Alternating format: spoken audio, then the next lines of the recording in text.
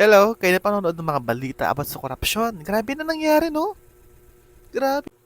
Siyempre, habang nanonood tayo ng mga eksena sa Kongreso kung paano gisahin ang DPWH at mga contractors na yan, mga kurakot na yan, bumula tayo ng mangga na may bagoong. Siyempre, the best tong mukbang talaga. Kapag may bagoong, siyempre ang Lola's Best.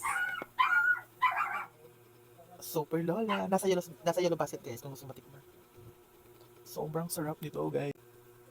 Fish bait na tayo. Ay, fish bait. First bite. Mm. Nakakatagal ko ng stress. Grabe.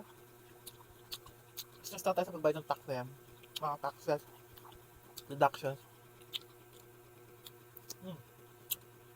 Tapos, ganun-ganun na lang ano ha. Yung pera.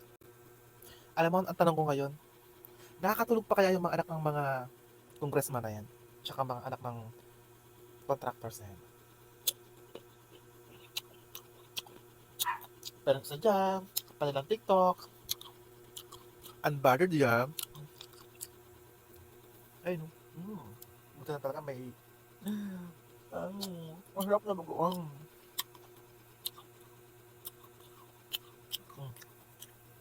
Solid.